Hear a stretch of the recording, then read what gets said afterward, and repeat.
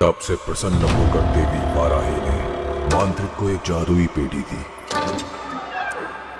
उस जादुई पेटी में अमानुषी शक्तियों वाला इंडियन सिनेमा की वो हॉरर फिल्म जिसने फ्लॉप टैग से ब्लॉकबस्टर बनने तक का सफर किया था, जिसकी री रिलीज के बाद समझ आया कि इंडिया में भी ऐसी मास्टरपीसेस बन सकते हैं, तो एक्सपेक्टेशंस जीरो पर कंटेंट हीरो के चलते दम दिखाने वाली उस फिल्म का नाम है तुम्बाड़। अब तुम्बाड़ तो थिएटर्स में धमाका कर ही रही है, पर उस धमाके से पहले हमें तुम्बाड़ असल में क्या है ये जानना जरूरी है।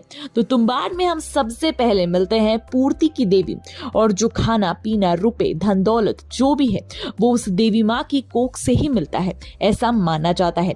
और उस पूर्ति की देवी ने अपनी कोख से 16 करोड़ देवी देवताओं को जन्म दिया, और उसमें से उसकी पहली संतान है हस्तर। अब हस्तर तो एक तरह से भगवान ही है, पर भगवान होने के बावजूद भी उसके अंदर लालचीपन है, इसीलिए उसने देवी माँ के एक हाथ से धन दौलत छीन ली और दूसरे हाथ से वो अनाज ले ही पाता कि बाकी देवी देवताओं ने उस पर हमला किया। अब देवी माँ ने उसे बचा तो लिया, पर एक शर्त पर, वो ये थी कि हस्तर हमेशा सोता रहेगा और बाकी देवी देवताओं की तरह कोई भी उसकी पूजा नहीं करेगा। फिर हजारों सालों तक देवी माँ की कोख में सोने के बाद हस्तर को इंसानों ने जगाया और कुछ लोगों ने तो उसका मंदिर भी बनवाया। और अब इस कहानी में एंट्री होती है विनायक नाम के कैरेक्टर की, और उसके पूर्वजों ने ही हस्तर का मंदिर बनवाया था तुम्बाड़ नाम के गांव में। वैसे ये गांव महाराष्ट्र में मौजूद है, पुणे शहर के आसपास है, और आप इसमें एक बहुत पुराना वाड़ा देख सकते हो, यानी घर, जो कि पुणे के पेशवा स्टाइल जैसा है। और आपको पता है कुछ जगहों पर इस फिल्म की जब शूटिंग की गई, वहां लोग प्लेट में खाना रख देते थे, क्योंकि उन्हें पता था कि यहाँ कोई भूत या कोई आत्मा है जो आकर खाना खा सकती है। एंड शूटिंग के दौरान भी बहुत सारी अजीबोगरीब चीजें भी हुई थी। खैर, कहानी में आगे बढ़ते हुए ये पता चलता है कि विनायक के पूर्वजों को ये जानना था कि हस्तर ने जो खजाना देवी माँ के हाथों से चुराया था उसके पीछे राज क्या है। वैसे इस खजाने का लालच विनायक की दादी को भी था, पर उन्हें भी एक श्राप मिला। उनका पूरा शरीर जल चुका था, वो बस खाते थी और सोती थी। एंड इतना ही नहीं, बल्कि उनकी मौत भी उनके कंट्रोल में नहीं थी। पर इसी खजाने को जानने के लिए विनायक भी कोशिश करने लगता है, तो उसकी माँ को पसंद नहीं होता और वह उसे लेकर चली जाती है। पर बड़ा होने के बाद कुछ सालों बाद वो फिर तुम्बाड़ गांव में लौटता है। पर हैरानी की बात यह है कि वो उस घर में लौटता है जहां उसकी माँ और उसने उसकी दादी को छोड़ा था। वो देखता है कि दादी का शरीर पूरा सड़ चुका है, और वो इतना सेल्फिश बन जाता है कि वो पहले खजाने का राज जानने की कोशिश करता है और फिर दादी को जला देता है मुक्ति दिलवाने के लिए। उसके बाद होता है कि लालच का भूत विनायक के सर पर ऐसा सवार हो जाता है कि वो कहीं से सीक्रेटली सोने की मुद्रा बेचने का काम करता है और पैसे कमाना शुरू करता है।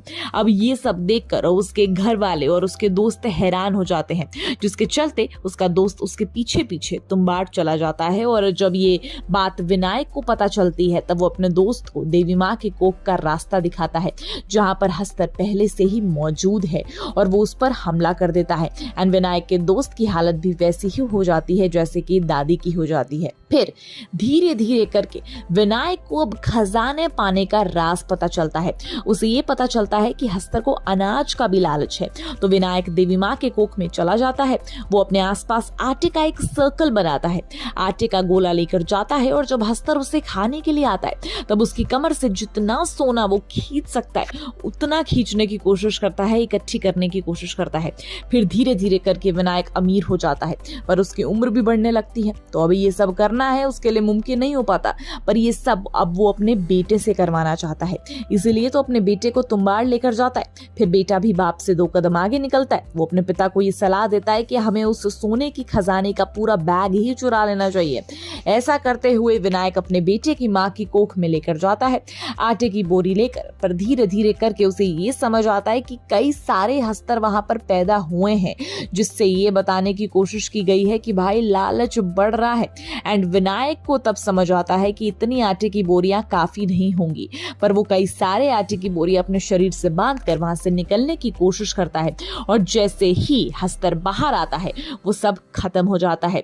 इस सब्र में विनायक का बेटा बच जाता है, पर विनायक बेहाल हो जाता है, जिसके चलते उसकी हालत बहुत खराब हो जाती है और उसका बेटा उसे जला देता है, और यहाँ कहानी खत्म हो जाती है।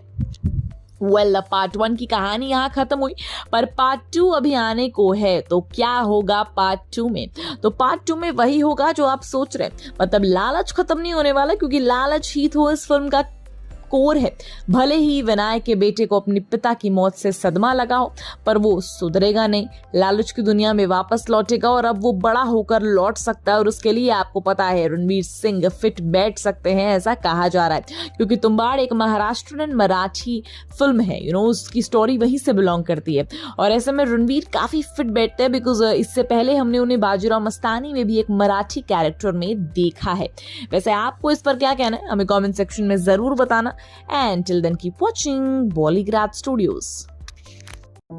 Become an actor in Bollywood. WhatsApp hi to 882885088.